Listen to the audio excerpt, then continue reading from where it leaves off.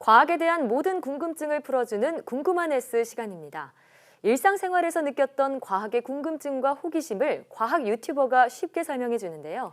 바쁜 현대인들에게 전자레인지는 정말 편리한 존재인데요. 그렇다면 전자레인지는 어떤 원리로 작동되고 어떻게 만들어졌을까요? 지금 바로 만나보시죠. 안녕하세요. 과학의 모든 궁금증을 해결하는 궁금한 S의 이호종입니다. 궁금한 S와 함께할 오늘의 이야기 만나볼게요. 어느 주방에서나 볼 수 있는 전자레인지는 참 편리한 가전제품인데요. 간단한 음식을 순식간에 만들 수 있고 다른 일을 하면서도 사용하기 쉬워서 많은 사람이 이용하고 있죠. 그렇다면 전자레인지는 어떤 원리로 작동되는 걸까요?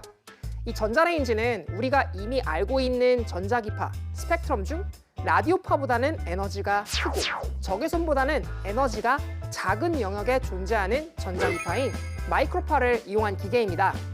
극초단파 또는 마이크로파로 불리는 이 영역의 전자기파는 파장이 대략 1mm 근처인 원적외선보다 더 긴데요.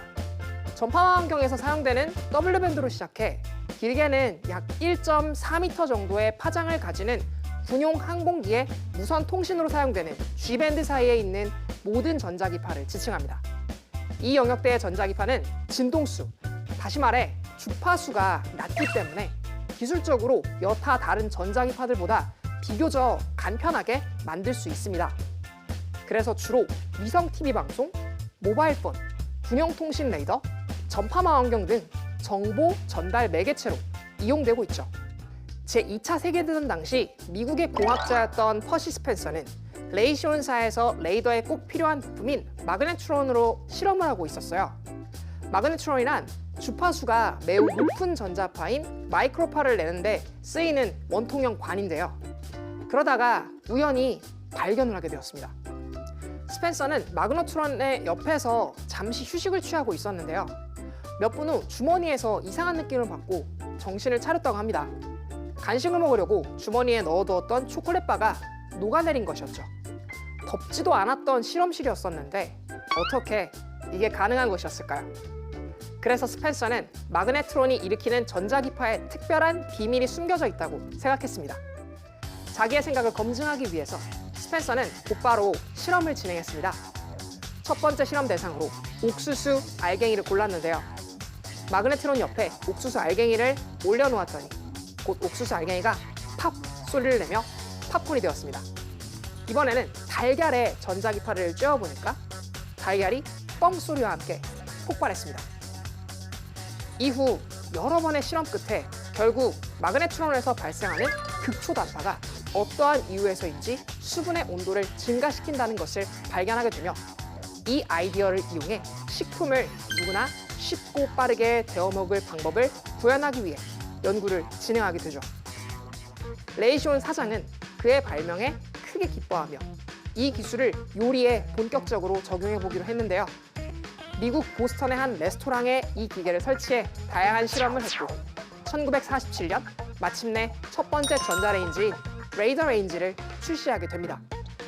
이 최초의 레이더 레인지는 높이가 1.8m고 무게가 340kg으로 크기가 아주 컸는데요. 게다가 당시의 가격으로 $5,000, 지금의 가치로 환산하면 약 5,500만 원 정도로 판매되었다고 합니다. 이렇게 비싼 가격 때문에 일반 가정집에서는 쓸 수 없었는데요. 하지만 냉동식품을 빨리 해동할 수 있다는 장점 때문에 레스토랑이나 항공사에서는 관심을 보였다고 합니다. 이후 기술이 계속 발달하면서 비로소 1967년 싱크대에 놓을 수 있는 수준으로 크기가 작아지게 되었고 가격 또한 합리적으로 줄어들게 되면서 주방 가전하면 없어서는 안 될 생필품이 되었습니다.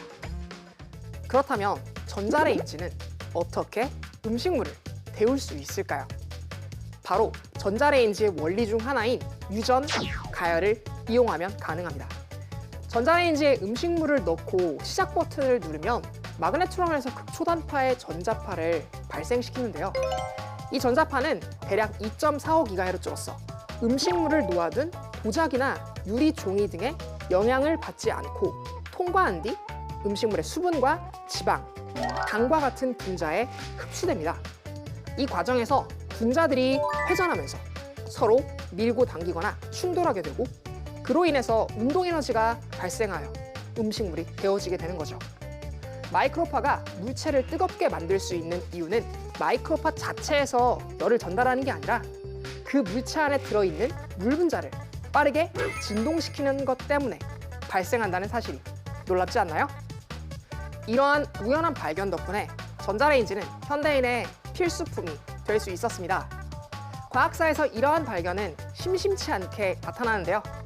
이렇게 과학사의 의도와는 다르게 우연히 발견한 사례를 찾아보는 것도 과학을 즐기는 하나의 방법이겠죠.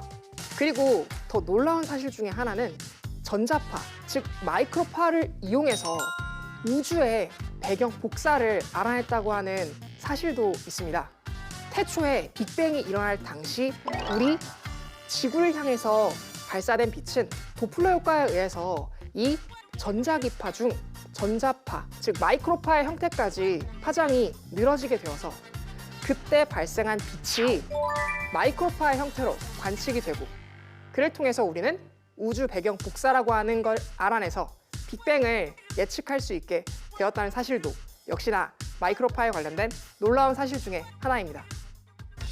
그럼 궁금한 S는 이만 인사드릴게요. 과학에 대한 궁금증이 있다면 언제든 사이언스 투데이 페이스북에 댓글을 남겨주세요. 이상 궁금한 S였습니다.